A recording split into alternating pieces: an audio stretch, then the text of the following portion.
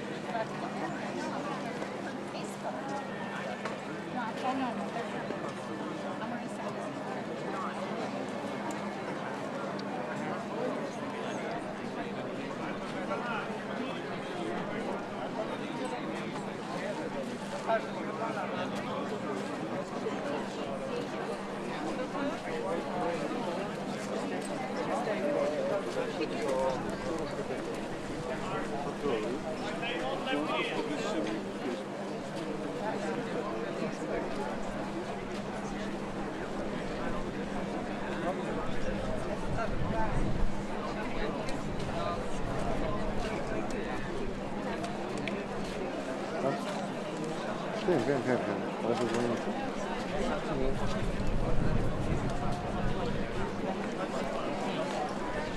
Ja nie wiem, jak coś to przypnie, przejdziemy tam, nie?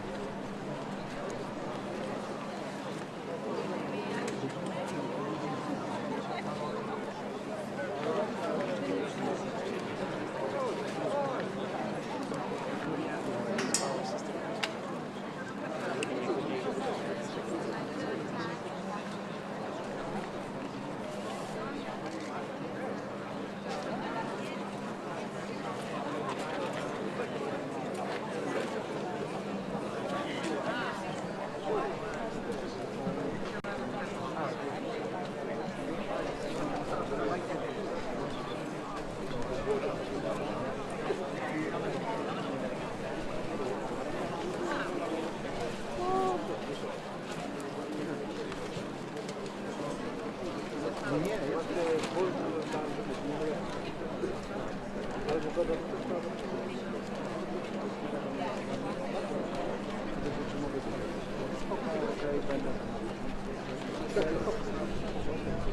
tam widzisz cały napis? No i tak słabo.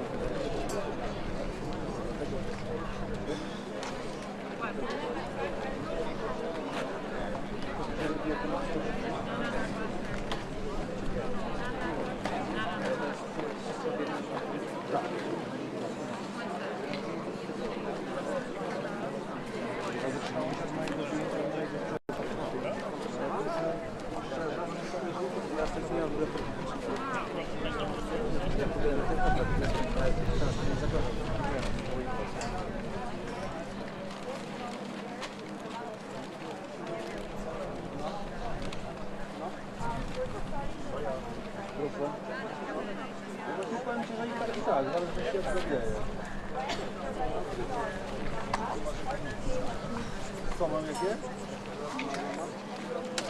Zależy z której strony się słońce zasłania.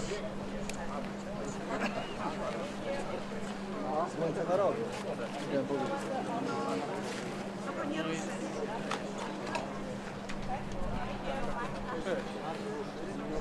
Szkoda, że nie zwolniliśmy się jeszcze na tym marcu, ale celi to trzeba było kończyć, nie ma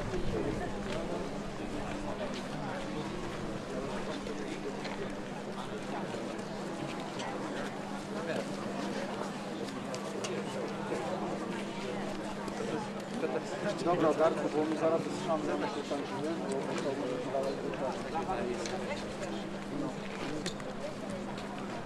Wieczorem znaczy.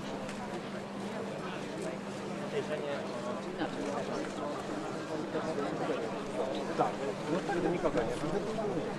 Sami się przedłużą.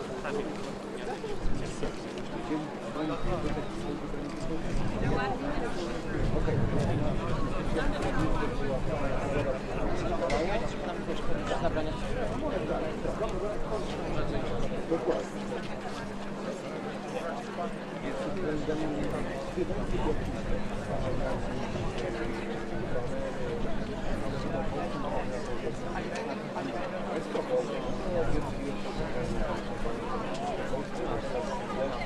Na gazetę polską.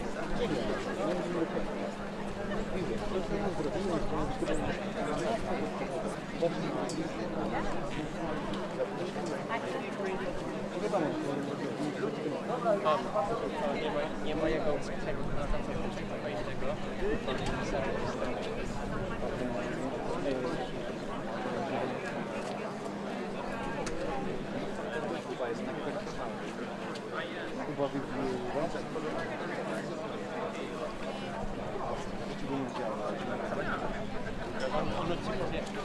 Panie, nie mam terminu.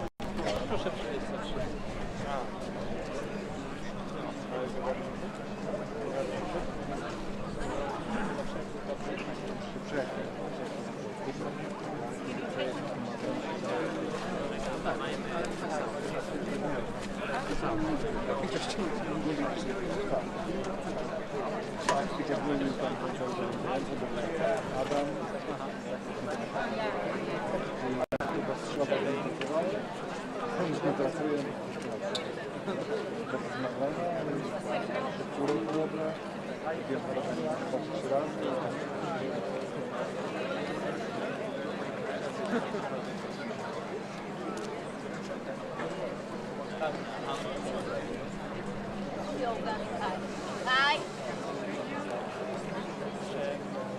Shalom to all March of believers. We are here in Auschwitz and we are going to reveal the March revealing to me. I'm sorry and apologies about the delay. A couple of minutes because of the question some surprises. I think people wanted to take and apologize on the behalf of the March of believers. And thank you for going slowly.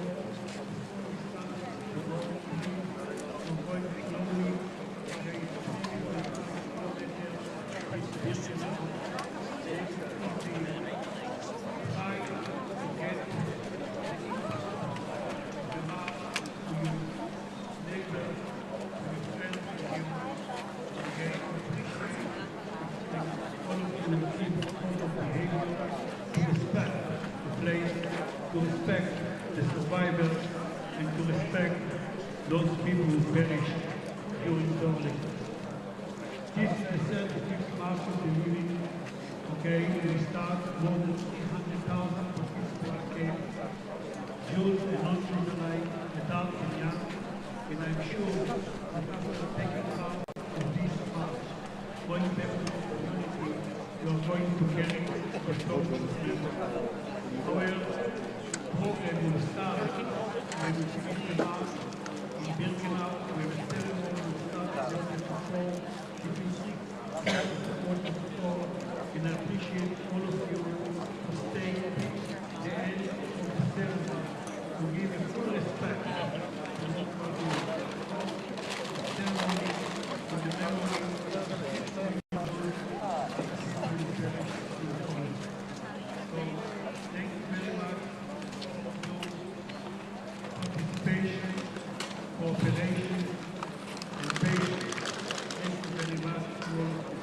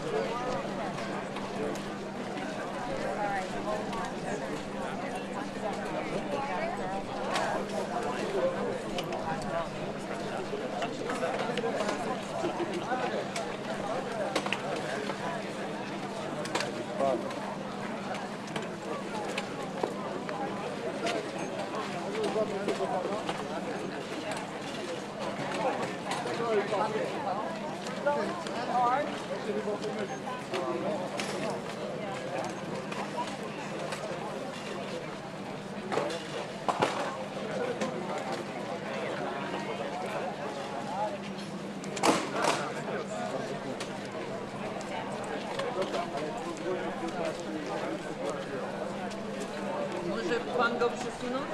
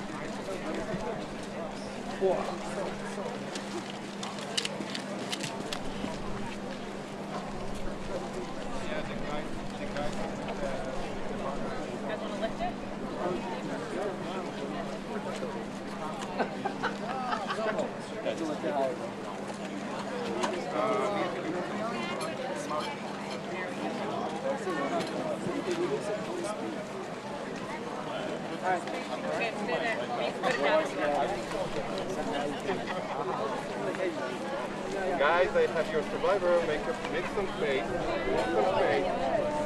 Gabriel is here.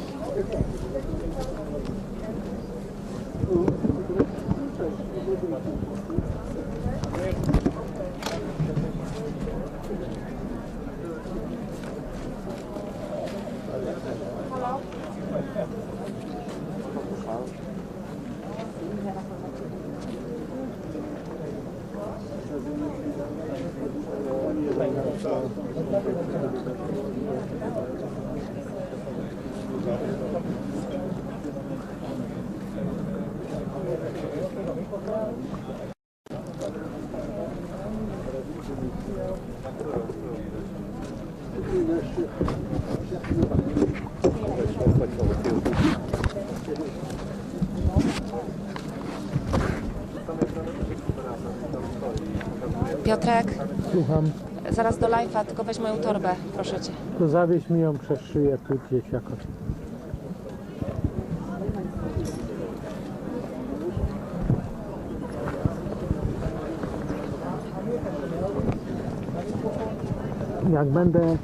Jak będzie 30 sekund do live'a, to mi mów.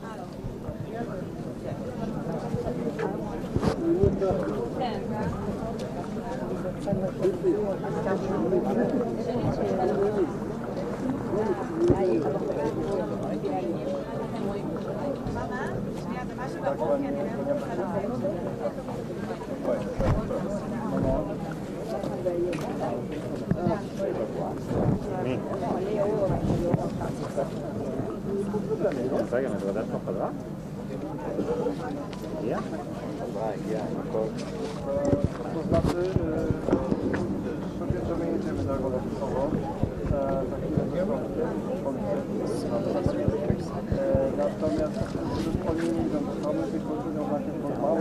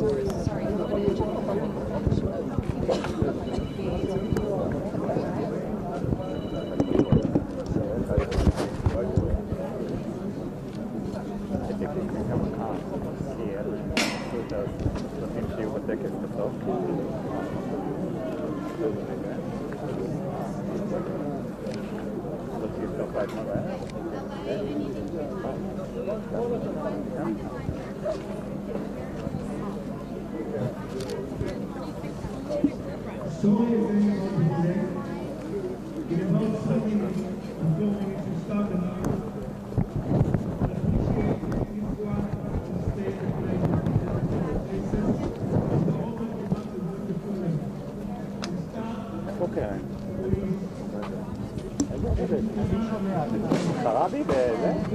בין 12? כבר העברתי להם, ברקע, זה לא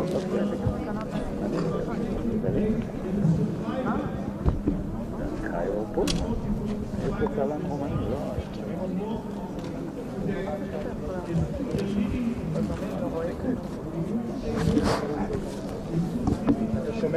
שומע אותי המיקרופון? מה קרה?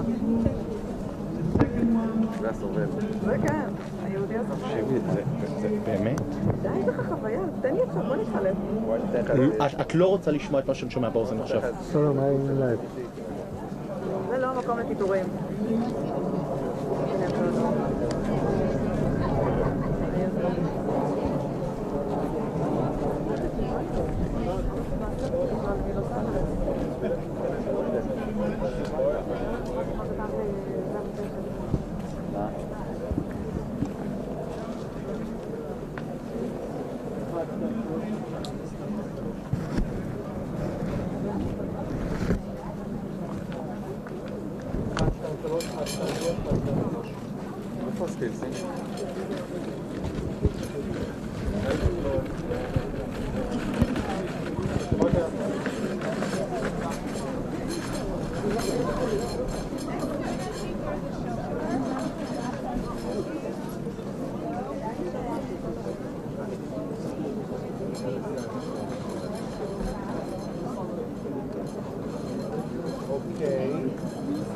אתם שומעים את המיקרופון שלי?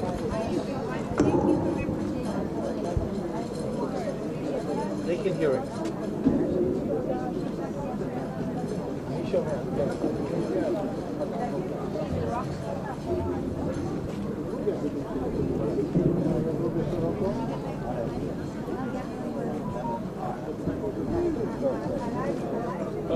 אוקיי. אוקיי. אוקיי, אני מעדכן שם בטלגרם, אני אתן לך.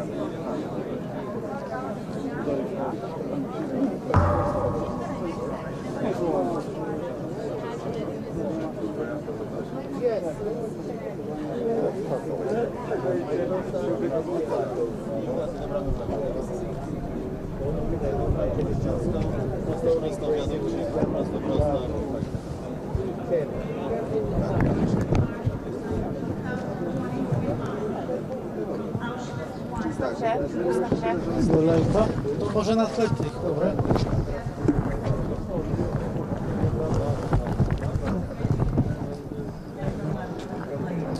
Czekaj tu. No. Jest.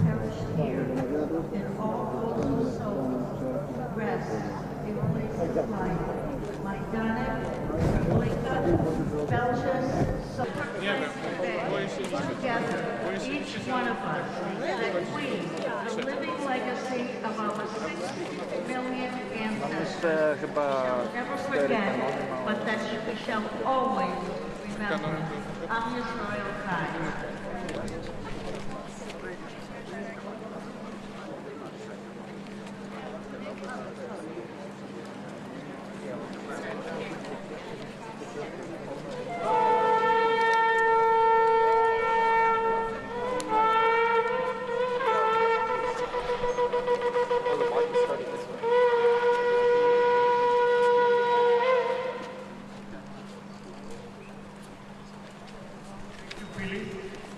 Survivors who are starting our march, please take your position and start marching. Thank you.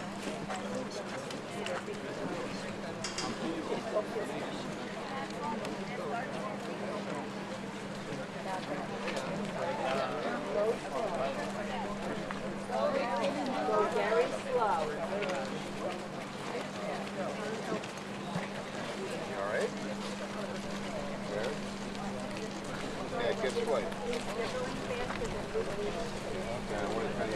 march is going to be led by the Vice President of the March of the Living, Baruch Adler. Please take your position.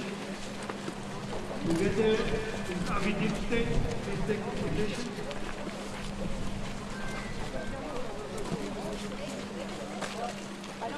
May the Lord come and step back where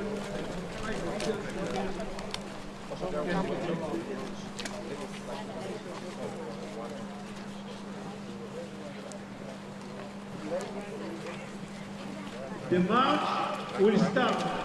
המצעד יחל. Please. סליחה? Excuse me?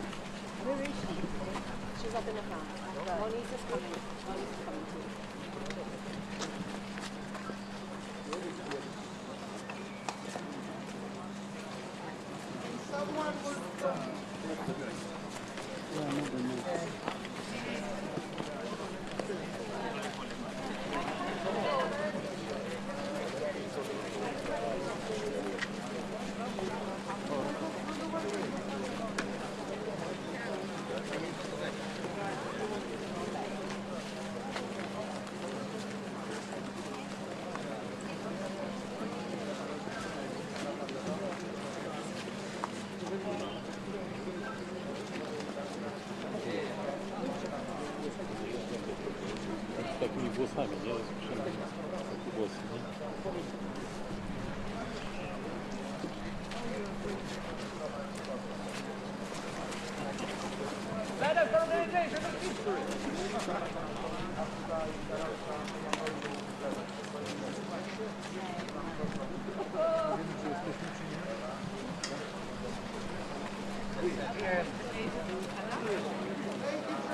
Thank you for all.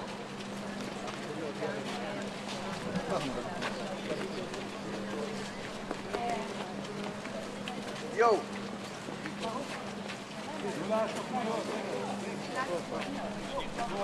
Guys!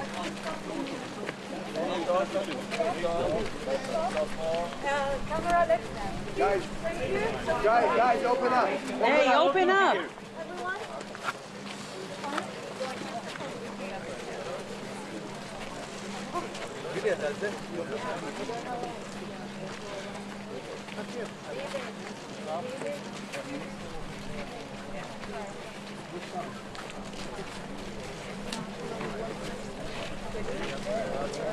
No, please.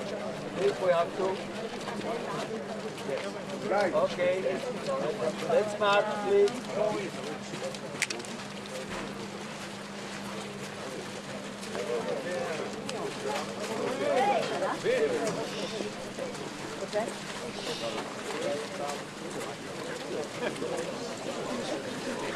There's a line. How are we going to give a line? That's how we're going to What? D'avant? לא, אחרי ש... בסדר? מלנטה, זה שלהם. איפה אלכס? שם. כן. Greg?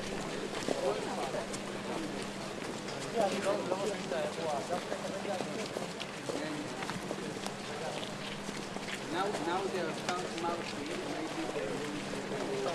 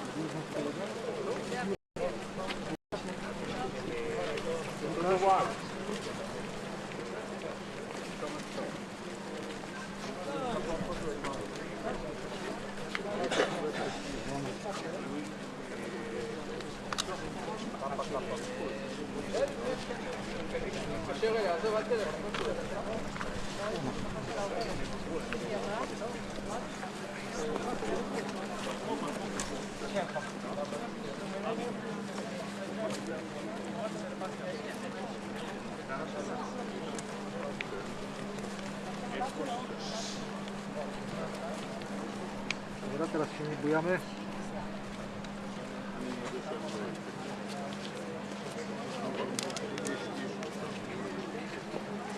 Excuse me, can you move left?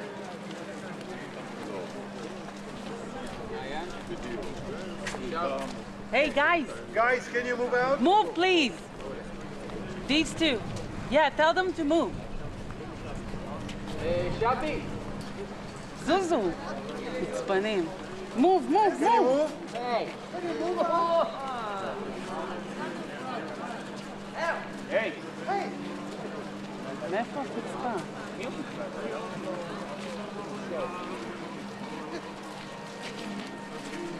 גבר!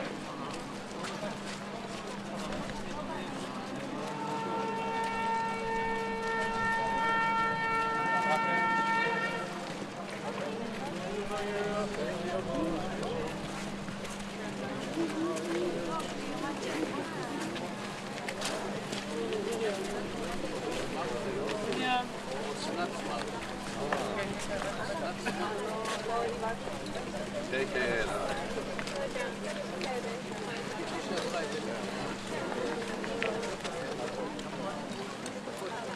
Go to David, come to David.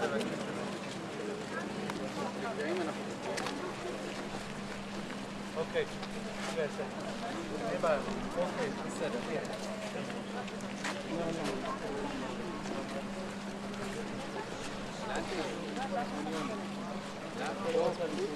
כן, תלכו לאט.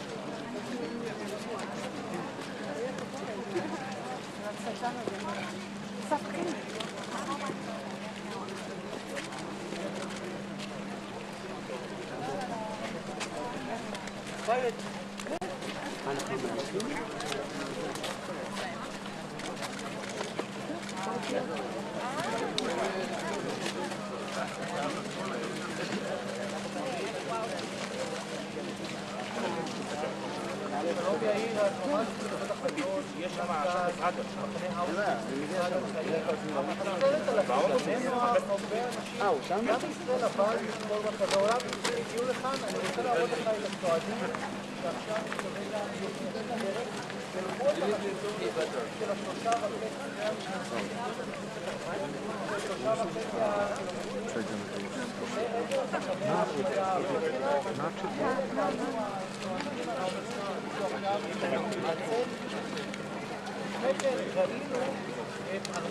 את שורדי השואה שהגיעו לכאן למצעד החיים, המבוגר שבהם בן 95, הם הגיעו לכאן והחלו כבר את הצעדה לכיוון מחנה ההשמדה בירקנאו.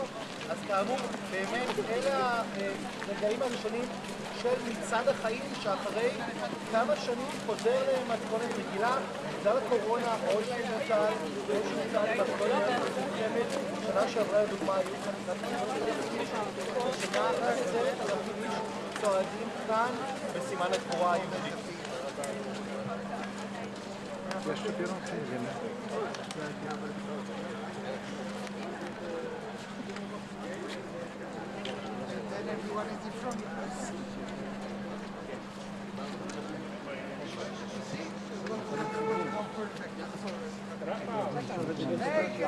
Can you move?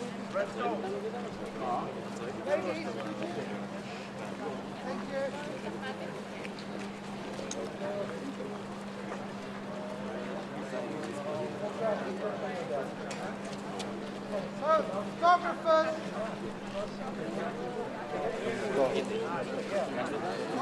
Ladies! Hey! Hey! No? Hey!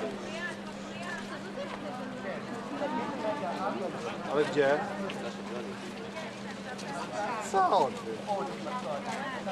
Nie, to chyba nie prezentuje. Nie. Sprawdź w tym. A gdzie ty idziesz teraz w ogóle?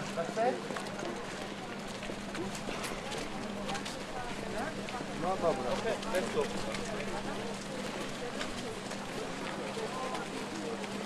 Dobra, na rachę.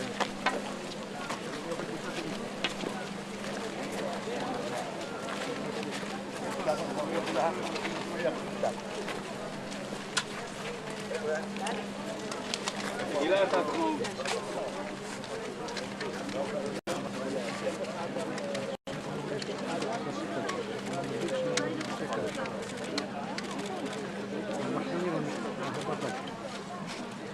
Chyba też chyba śmigamy, co?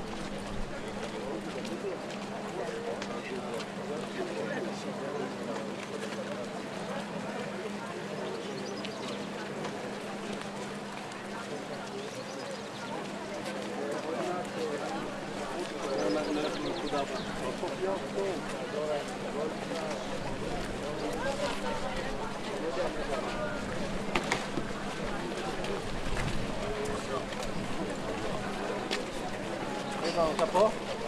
בינתיים כן. אני גם פה, ואני אמרתי ללירון לעצור קבוצה, לירון אבל תכף צריך לזוז. ברגע שהוא צריך לזוז, תחליט כל אחד ראשון.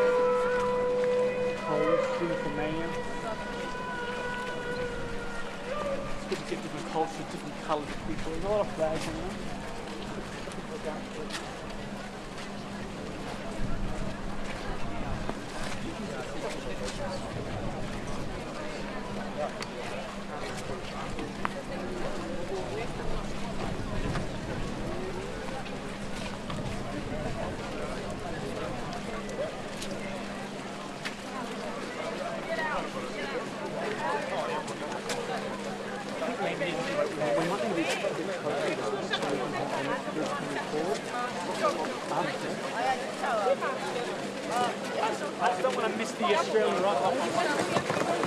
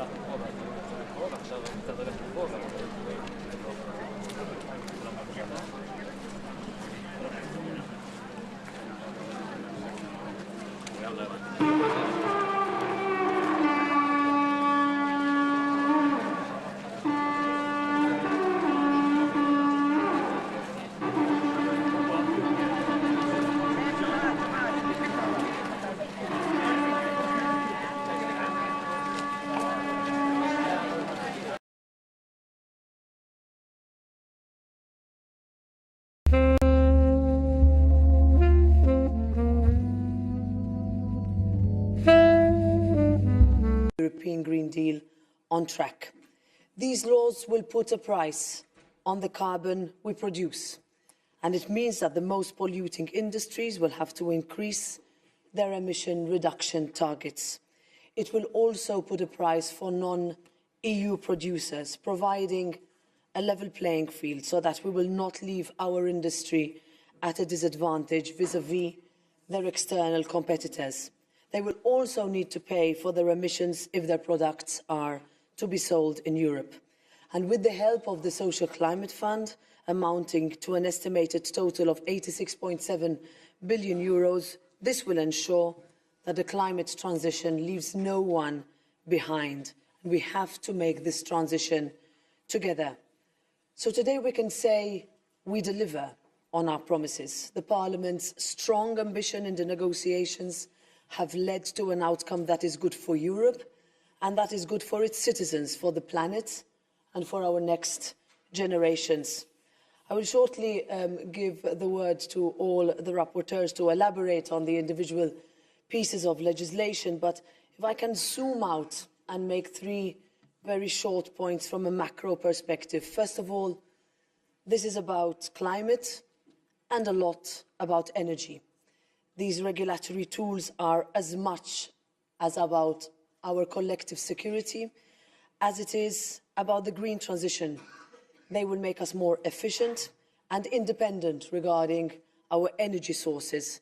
The more incentives we create for our industries to go green, the more independent we will be from fossil fuels imported from outside of the EU. Second, this is not about going green for the sake of being green. Our Green Deal must be a growth strategy. There is no conflict between the economy and the environment. We cannot have one without the other. Instead, this is about opportunity.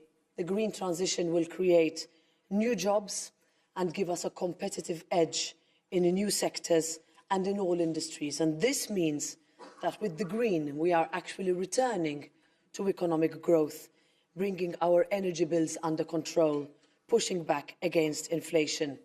Third, people will need to believe that going green will pay off for them, for their businesses, and for their families. So for the Green Deal to fly, we need to ensure that our populations buy into it.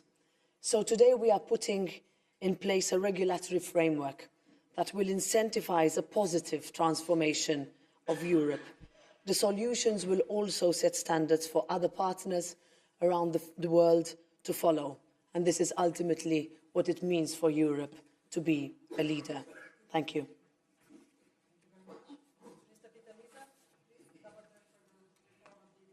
Yes, thank you very much, and thank you to Roberta. The result of today is good for climate, good for the jobs, especially in the energy-intensive industry, and good for the people. We are delivering to our promises, but we do it in the most cost-efficient way. The ETS rewards everybody that saves CO2, and we are not here in Brussels, Strasbourg, or in the national capitals to say what is the best way. The market and the citizens will find the best way. And I think that's the first important point. Second point is, and this is really a revolution, since we have the ETS, since we started to discuss it more than 20 years ago, the Parliament wanted the money to be spent on purpose. And we never succeeded. Member states were always against.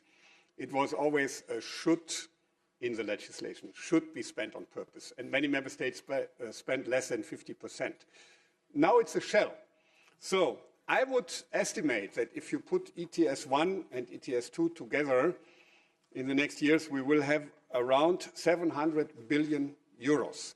And they are not allowed to spend it for anything they like, but on purpose for this transition, for the transition for modern technologies. And in the ETS 2, Esther and David assured that also the social aspect must be really respected.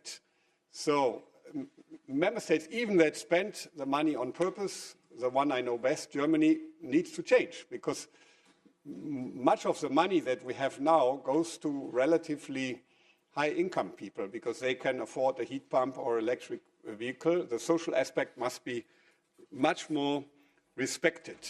And when people say the Social Climate Fund may be not enough to address this challenge, it is huge.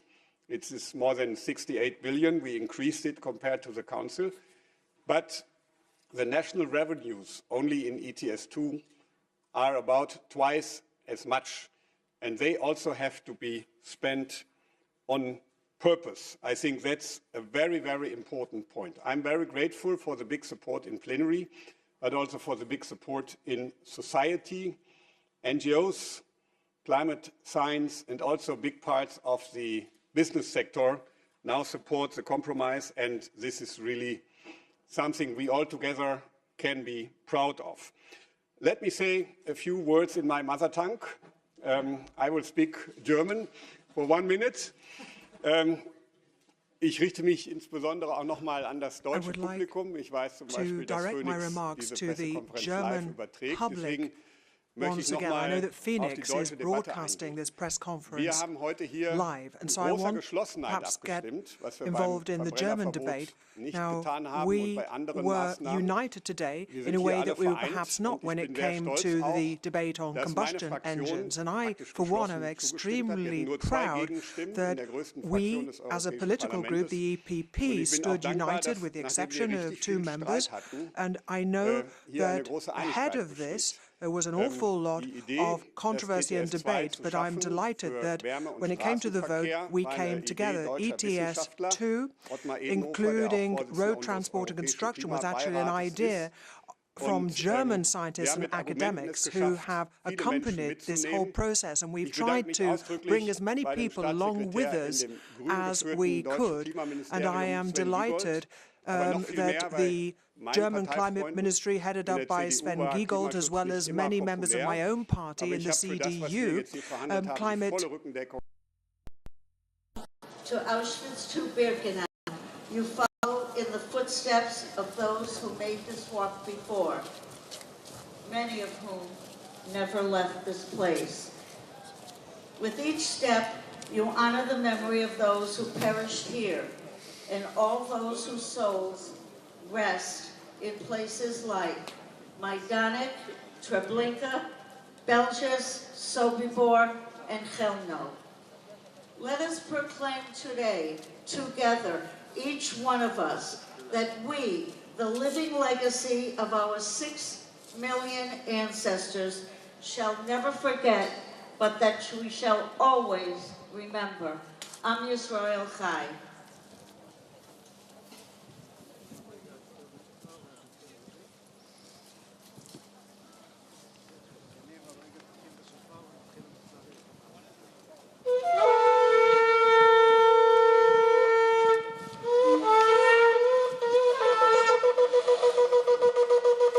We're here at the start, very beginning of the march itself. Holocaust survivors, dignitaries. We're here at the start, very beginning of the march itself. Holocaust survivors, dignitaries, and about 10,000 people are about to start on the journey from Auschwitz I to Auschwitz II Birkenau, where over 1.1 million were killed in just a short period of time in the Holocaust, one of the worst, most heinous crimes in human history. And this is the 35th year of the march underway. A very solemn moment for all of the marchers, seriousness, walking in the footsteps of those who have done this march for the past 35 years, and also walking in the footsteps of those Jews whose lives were ended, and those also who survived on these hallowed, holy grounds. The marchers are now just starting, and they should be arriving within a short period of time at the stage for the ceremony, which will take place at Birkenau. Back to you, Aaron.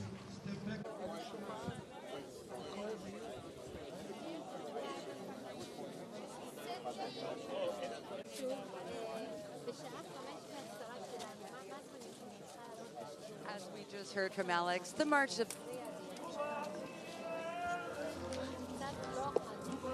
As we just heard from Alex, the March of the Living began just minutes ago, and we can see the thousands of participants who came here from dozens of countries to be here today. Brazil, Canada, Hungary, the United States, Australia, the United Arab Emirates, in addition to many others. Let's return now to Alex at Auschwitz.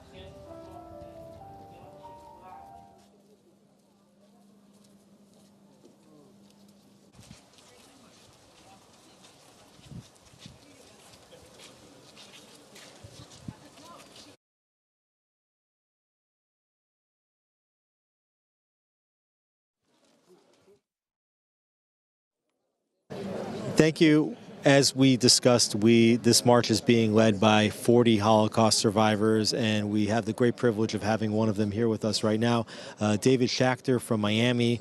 Not only are you a Holocaust survivor, but you have spent 2 years and 10 months here in the Auschwitz camp during the Holocaust. Can you tell me what it's like for you and what it means for you to be back here at the site where you experienced the most terrible situations imaginable?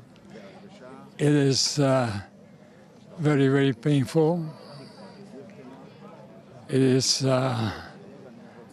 actually a horrendous part of my psyche, part of my experience, especially because I'm a Jew from Slovakia, and the Slovakian Jews were the first ones to be sent to Auschwitz. My family, we were rounded up on the Seder night of Pesach, 1941. And we were here at the end of January of 1941. We were here, I was here with my brother, whose Hebrew name was Yaakov, and then in the Slavic language, Yaakov is Jacobo. We didn't speak very much Yiddish because our parents spoke Yiddish. And they spoke Yiddish or German if they didn't want the Yaldim to know what they're saying. But I came here with my mom, my mother, my two little sisters. One was 7 years old and one was 5 years old. I was 11 years and 2 months old when we were rounded up. But I had a brother whose name was Yaakov, but in Slavic it's Jacobo, and I always called him Jacobo. Why do you come back to this spot if it's so painful? Why do I come back to this spot? Listen, there's nothing special about me. I'm here because I had a brother who was 4 years and 4 months my senior. He was smart, he was strong. We lived on a farm. He was a farm boy. He was smart. He took a lot of beatings that were meant for me. He hovered over me. I'm here because my brother Yaakov, made sure that I survive. My brother Yaakov. How important is it for you to tell the story to second generation, third generation survivors and others who weren't here to experience what you went through? Listen, I am a fairly well-educated human being. I'm a withered person. The goddamn world at large didn't give a good goddamn. The world at large didn't care. Even a segment of the Jewish world used to use a miserable Jewish expression, Sorg dich nicht. Sorg dich nicht in Yiddish means, don't worry, don't worry. We still have an element in the Jewish world. Jews in America and in other places, but in America especially because that's where I live. There is a segment of the Jewish community that is bloody oblivious. Anti-Semitism is going out of its mind. There isn't, I don't know if you know America, there isn't a university or a college in all of America that could survive without the support of the Jewish world. And what's your message to those Jews that support these types of institutions? And anti-Semitism is going out of their friggin' minds. And so many of my Jewish people, are goddamn oblivious. Don't worry. Don't worry. Don't worry. Don't tell it to me because I know. I lived it, you dumb son of a bitch. David, powerful messages. Thank you so much for being with us on the march. And this is not, listen, I have been to Israel 100 times. I've been worldwide hundreds of times. I survived, not because I'm special, not because I'm a genius. I survived because I had a brother called Yaakov.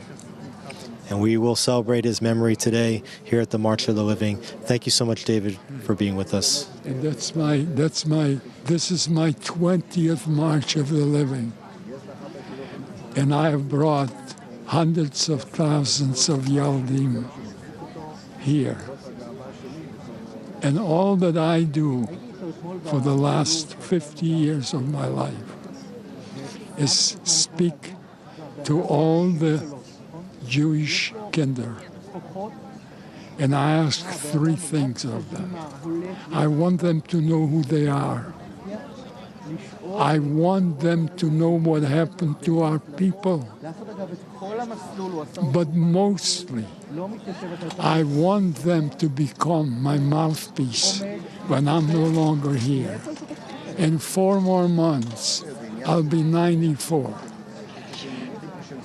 And if indeed I survived, not because the Rabbeinu Shalom helped me, because the Rabbeinu Shalom, Jacobo used to say to me, when I said to Yaakov, where's God? And he said, he schluft. Yeah. So I'm not such a religious nut. But I understand. And if it's Bashared that I survived, it's Bashared that I speak to every Yiddish child, kinder, that I can reach. We will take your message forward. Thank you, David, so much for being with us. Back to you, Aaron.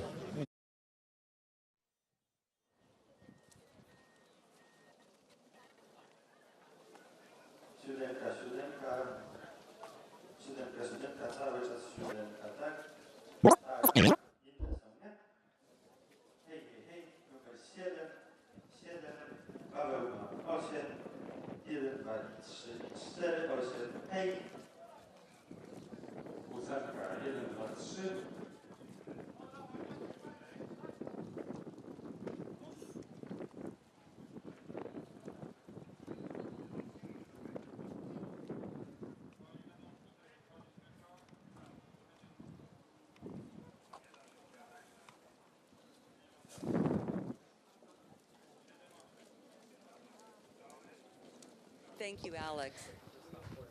Marks the 80th anniversary of the outbreak of the Warsaw Ghetto Uprising, which was one of the leading examples of remarkable Jewish courage that emboldened Jews across occupied Poland and elsewhere to also fight for their lives. Joining us now are the grandchildren of several Warsaw Ghetto heroes.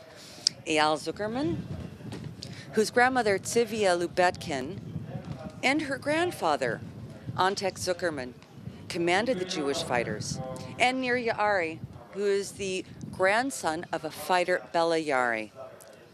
Just before we hear about what you have to share, Let's watch a brief documentary that will momentarily take us all back in time to hear about the battle from the ghetto heroes themselves, thanks to the miracle of AI technology created by the Israeli startup company DID.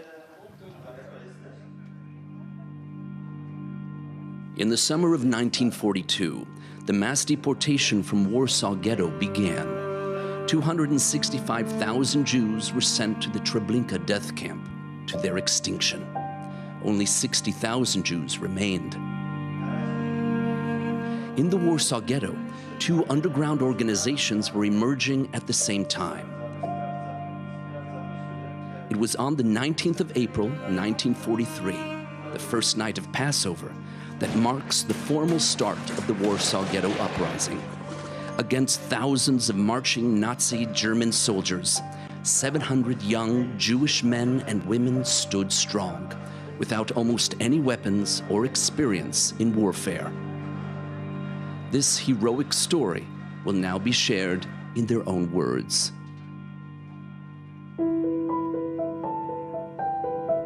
The day before the outbreak of the Warsaw Ghetto Uprising, the square and the streets of the ghetto were empty and abandoned. People preparing to go underground, fighters to their battle positions and outposts. We were to cause the enemy a heavy loss. When the day dawned, I saw the thousands of Germans surrounding the ghetto with machine guns, with cannons, and there we stood opposite them, some 20 young men and women. Each one had a revolver. The entire unit had 2 rifles, homemade bombs. Beginning from today, we shall shift over to partisan tactics. It is impossible to describe the conditions under which the Jews of the ghetto are now living. Only a few will be able to hold out. I detonated the explosives. I was shocked into inaction after the massive explosion and German bodies flying in the air. This was the first time since the war had broken out that the Germans were running away. The Germans fled twice from the ghetto. One of our military wings fought for 40 minutes, and the other for over 6 hours. The Germans set fire to the ghetto. Our hidden locations were blown up, and we were forced to leave our bunkers. Their fate is decided. In almost all the hiding places in which thousands are concealing themselves, it is not possible to light a candle for lack of air. We decided that night to send a group into the sewer channels. I went as well. We walked for 48 hours. We opened the hole and people began to emerge and to climb into the truck. We brought this group of about 50, 60 people to a different forest that was very far away.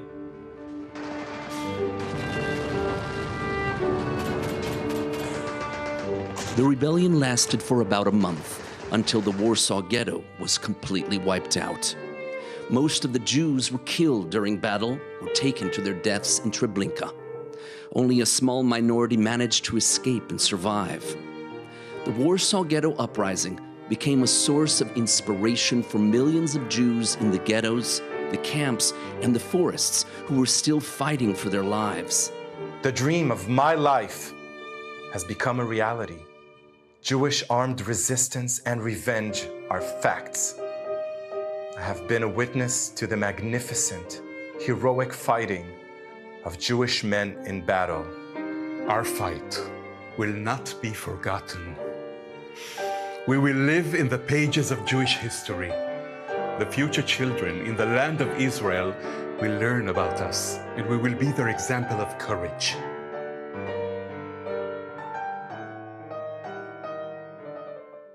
Eyal, what was it like to grow up next to 2 such giants who were legendary heroes, not only during the Second World War, but also during the rebirth of the State of Israel?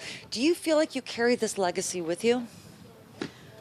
Well, my grandparents used to say that they're not heroes or leaders. They are just ordinary people who did what they had to do in light of the circumstances. And I'd like to add that I think they did what they had to do because of their values and ideology. So for me, this is their legacy, and this is what I try to embed in my life, the values that they carried when the circumstances, thank God, are quite different. Now, during the Holocaust overall, and the underground in particular, there really was complete equality between the men and the women. Female heroines fought shoulder to shoulder alongside their male counterparts against the Nazi forces and their collaborators by smuggling weapons and also disseminating information about what was happening in Poland. Let's now watch another brief documentary that relates to the experiences of two female couriers, Chava Pullman-Raban and Hella Rufeisen, who are part of the network in which near your own grandmother belonged. The story of the Jewish woman will be a glorious page in the history of Jewry during the present war, for these girls are indefatigable. Emanuel Ringelblum, Ghetto Warsaw historian. With Nazi Germany taking over Poland, there were endless restrictions on where Jews were allowed to travel. In order to move between ghettos, Jewish youth movements created a network of female couriers. These incredibly brave young women and teenagers traveled the roads under false identities. They transferred information, saved lives, and hid money and weapons on their bodies. There wasn't a corner in occupied Poland where Jews lived that the couriers did not reach. They served as the lifeline between Jewish communities in war-torn Europe. Each and every move they made could have resulted in their deaths. These are the stories of two brave couriers in their own words.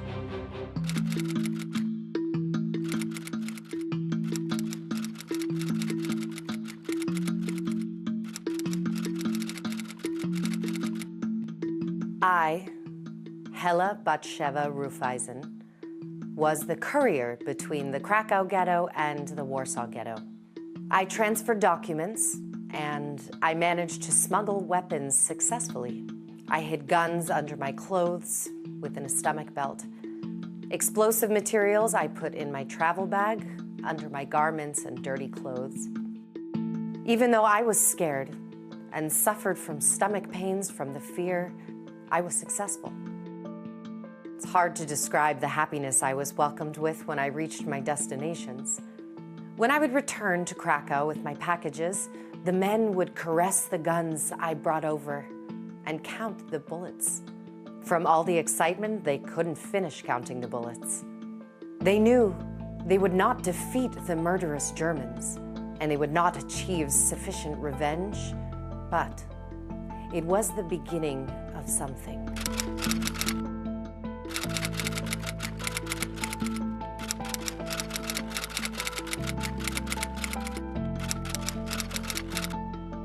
I set out on my mission and found myself amongst strangers, with no one familiar.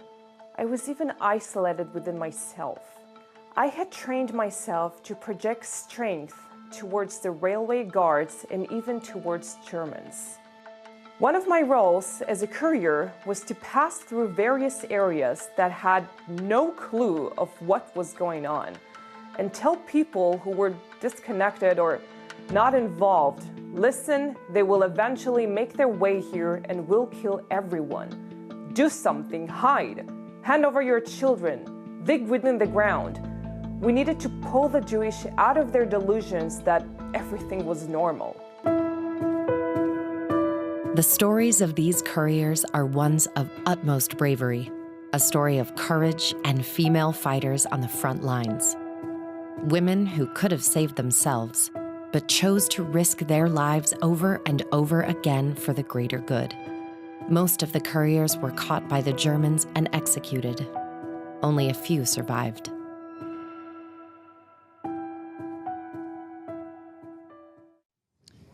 Nir, your grandmother, Bella Yaari, as we mentioned, was a courier in the underground, and as we just heard, she personally risked her life on a daily basis to help save her friends. Can you tell us a bit more about her and what you know about her heroic actions? And they're very heroic to most of us. Well, She didn't talk too much about her story, aside of writing a book when she arrived in Israel after the war. But now, these days, my family is investigating her story, and we discover on a daily basis more and more lives that she saved during the war. And she did smuggle guns, and she used, until the very last day of the war, when she got out of Leipzig, she saved so many lives of Jews and Poles. You must be really proud, and you as well. In fact, Eyal, do you think that the history regarding the memory of the Holocaust in any way fails to do enough justice to the Jewish fighters, that their incredible accomplishments and their heroism in some sense has not been fully appreciated or acknowledged?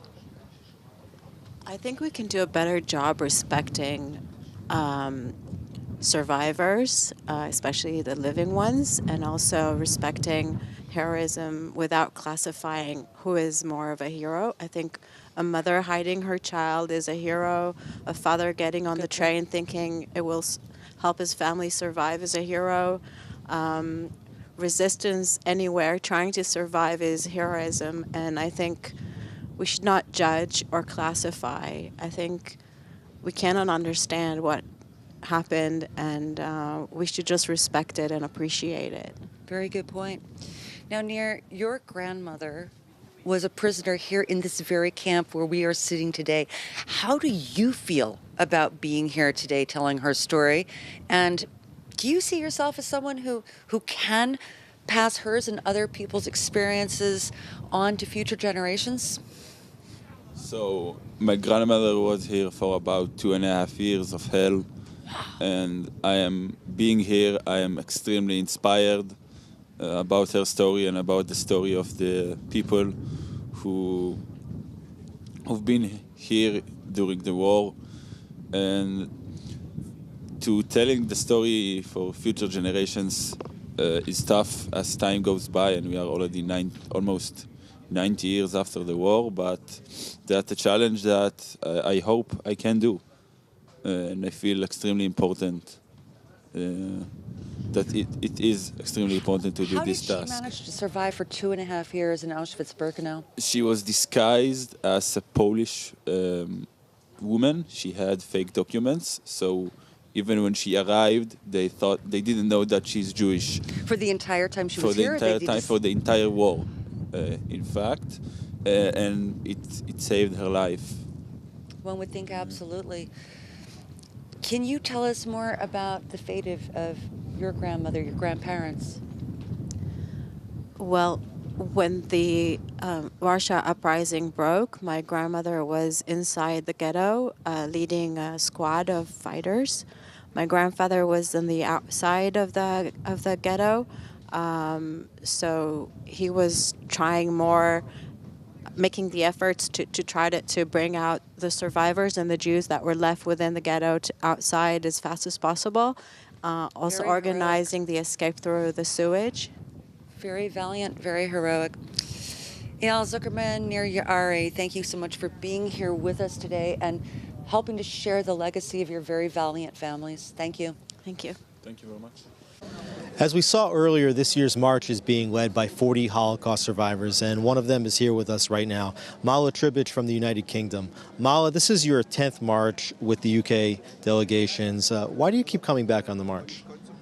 Well, I think it's very important. First of all, as far as the survivors are concerned, there are less and less of them. And while I'm still able to do it, I want to do it because we must commemorate them and remember them and give an example to the younger generation. Well, we're so fortunate to have you here today. Are you worried about the time in which there might not be any more Holocaust survivors to tell the firsthand story of what happened here in places like this? Well, I am worried, but really I know it is inevitable. And a time will come where there will be no survivors, and that's why all the more I'm making the effort to be here while I can. And do you trust the ability of the second and third generation of Holocaust survivors to be able to carry the torch forward and to tell the story of the things that happened here in other concentration camps? From what I see now, they're very interested. And I think that it will go on for a long time. I don't know about into perpetuity, but it is something that the young people are very interested in, and they are keen to do this and to keep the memory going. And what's the one message, if you could boil it down, for people to take forward? Well, not to forget the Holocaust, not to forget all the victims, and to really take note of what happens when civilization breaks down, a despot rules, and there is discrimination and prejudice, and guard against it all and educate the new generations to be more tolerant and to learn from what they have not witnessed, but what they've read about, and the fact that they've actually had contact with survivors. I think that may strengthen their resolve to go on with the memory of the survivors and all the people that have suffered. Really, in a way, the survivors are the lucky ones, they've survived. But it is the people who didn't, and they need to be remembered. Mala Tribich, thank you so much for being with us here on the March of the Living.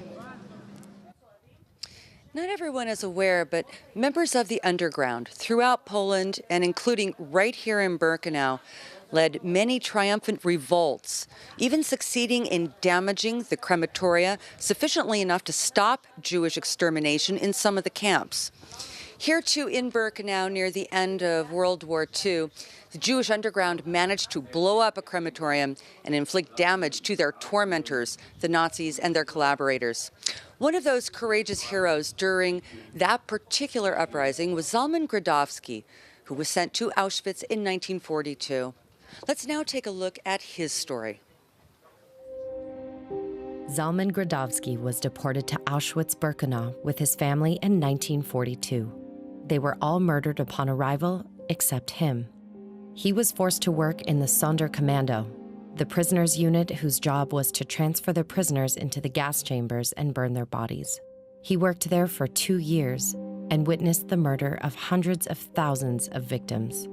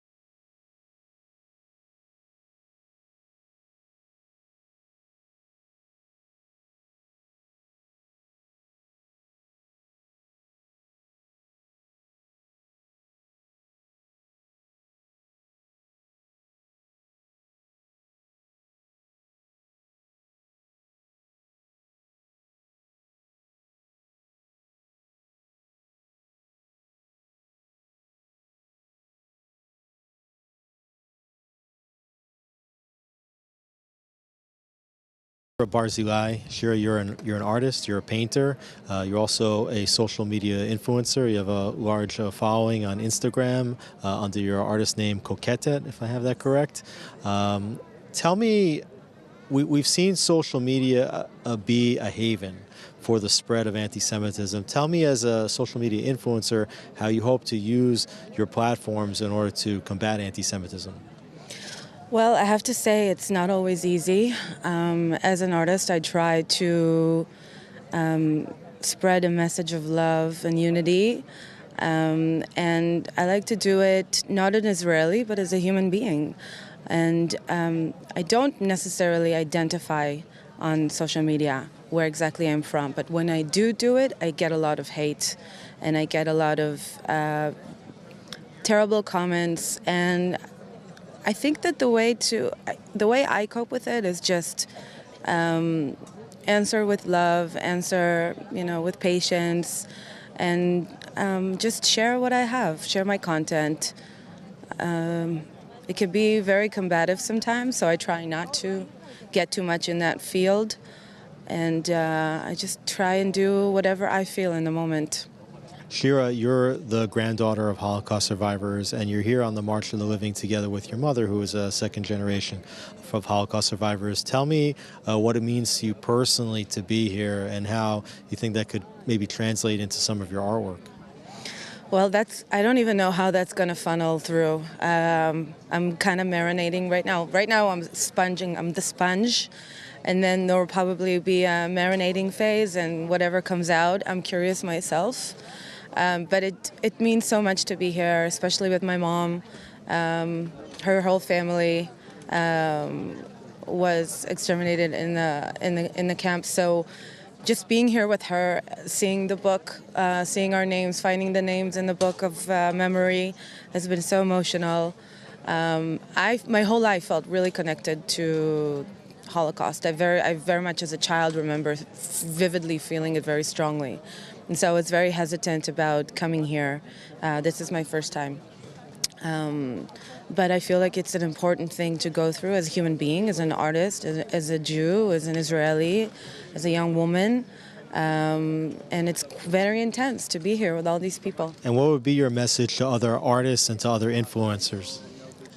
I think, I don't necessarily like to advocate or to tell people what they should do, but I can only speak for myself. I have a platform, and it's my responsibility to use it the way to the best of my values and to the best of my beliefs, and so I try to do that. And I think that any person, whatever platform they have, should use their voice in any way they can. Shira Barzilai, thank you so much for being with us. Thank you so much. Thank you. Back to you, Aaron. As we can see, many of the participants have just entered the entrance to Birkenau from their march from Auschwitz. Let's now take a look at the 35th Annual International March of the Living. They're walking along the historic railroad tracks that brought so many inmates right here to this camp, where they were almost immediately exterminated. And as we just heard from our last interviewee, Shira, this can be an extremely emotional event for so many of today's participants, from the young marchers who have never been here before